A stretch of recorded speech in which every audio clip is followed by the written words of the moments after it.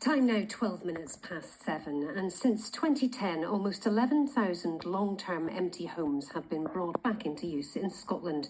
That's according to the Scottish Empty Homes Partnership, the government-funded body charged with returning the properties to use for communities across the country. It helped owners to reinstate almost 1,900 homes last year. That's the highest annual total since 2010. Well, Tahmina Nizam is the National Manager at the partnership. Good morning to you, Tahmina. Thank you very much indeed for joining us. Good morning, and thank you for having me. So what sort of empty houses are we talking about here? Are these all privately owned, or some of them council houses as well?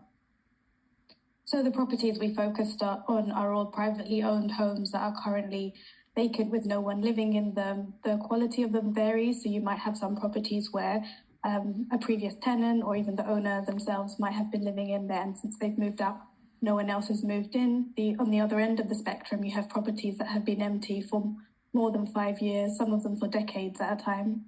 So are you having to go through the legal process then of taking these homes over to allow you to work on them and bring them back into use? No, so we work very closely with what are called empty homes officers or empty home services across different local authorities.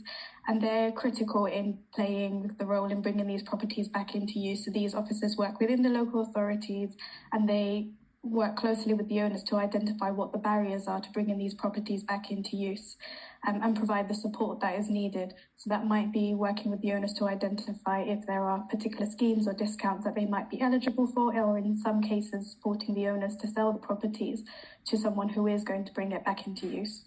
And what state are they in? Does it vary?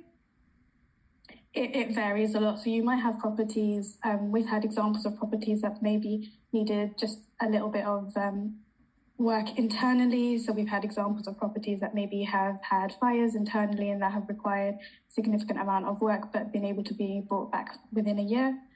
On the other end of the spectrum, we've had multi-year projects. So in one of the examples that we use in our case study, we had a croft house that was brought back into use with the owners that are living in there at the moment, and that has been a multi-year project and a big labour of love. Yeah, I mean, obviously good news that 1,900 homes were brought back into use last year, but how big is this in terms of the actual housing emergency that we're seeing right across the country? So across the 10 local authorities that we've had who have declared housing emergencies to date, we've got around 12,000 empty properties across all those areas. Which is that's not that many to bring back into use, though, when you consider that there are, more than 46,000 long-term empty homes right across the country.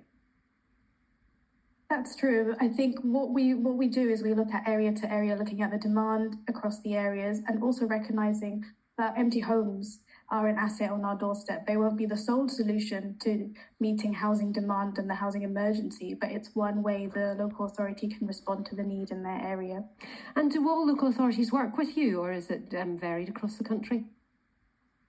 So at the moment, of the 32 local authorities, we have 29 who have either an empty homes officer or an empty home service. So we have majority of the local authorities across Scotland investing in this area of work. So could you do more if more local authorities decided to work with you, or is it all down to budgets?